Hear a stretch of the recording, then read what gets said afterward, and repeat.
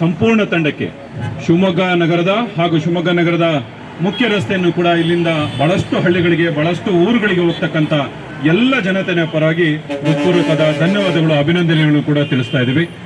ಮಾನ್ಯ ಮಿಥುನ್ ಸರ್ ಅವರು ಬಂದ ಮೇಲೆ ಬಹಳಷ್ಟು ಶಿವಮೊಗ್ಗ ನಗರದಲ್ಲಿ ಟ್ರಾಫಿಕ್ ವಿಚಾರಕ್ಕೆ, ಲಾ ಆ್ಯಂಡ್ ಆರ್ಡರ್ ವಿಚಾರಕ್ಕೆ ಬಹಳಷ್ಟು ಸುಧಾರಣೆಗಳಿದೆ.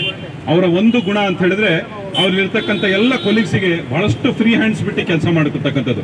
ನೀವು ಒಳ್ಳೆ ಕೆಲಸ ಮಾಡಿ, ನಾನು ಯಾವಾಗಲೂ ನಿಮ್ಮ ಜೊತೆಗಿದ್ದೀನಿ ಅಂತಕ್ಕಂಥ ಒಂದು ದೊಡ್ಡ ಮಾತುಗಳನ್ನು ಕೂಡ ಹೇಳಿರ್ತಕ್ಕಂಥದ್ದು.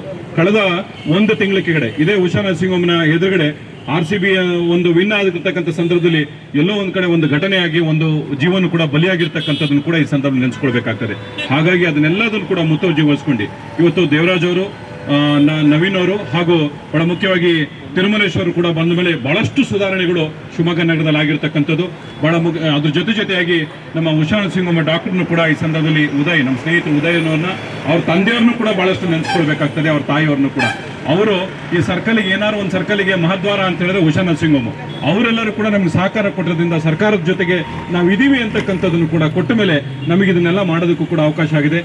ಮಾನ್ಯ ಜಿಲ್ಲಾ ರಕ್ಷಣಾಧಿಕಾರಿಗಳಿಗೂ ಹಾಗೂ ಅವರ ತಂಡದವರಿಗೂ ಇದನ್ನು ಹೃತ್ಪೂರ್ವಕವಾದ ಧನ್ಯವಾದಗಳು ನೀಡ್ತಾ, ಶಿವಮೊಗ್ಗ ನಗರದ ಜನತೆ ಬಹಳಷ್ಟು ಮುಖ್ಯವಾಗಿ ಟ್ರಾಫಿಕ್ನ ರೂಲ್ಸ್ ಅನ್ನು ಫಾಲೋ ಮಾಡಿ 18 ವರ್ಷದ ಮೇಲ್ಪಟ್ಟನವರಿಗೆ ವಿತ್ ಲೈಸೆನ್ಸ್ನ ವೆಹಿಕಲ್ಗಳನ್ನು ಚಲನೆ ಮಾಡಿಕೊಡಿ.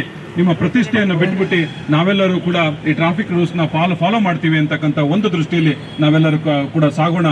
ಶಿವಮೊಗ್ಗ ನಗರದ ಹೆಸರನ್ನ ಕರ್ನಾಟಕ ರಾಜ್ಯಾದ್ಯಂತ ಹೆಸರುವಾಸಿಯಾಗಿ ಮಾಡೋದಕ್ಕೆ ನಿಮ್ಮೆಲ್ಲರ ಸಹಕಾರ ಬಹಳ ಮುಖ್ಯವಾಗಿದೆ ಅಂತ ಹೇಳ್ತಾ ನನ್ನ ಧನ್ಯವಾದ ತಿಳಿಸ್ತೀನಿ. ನಮಸ್ಕಾರ.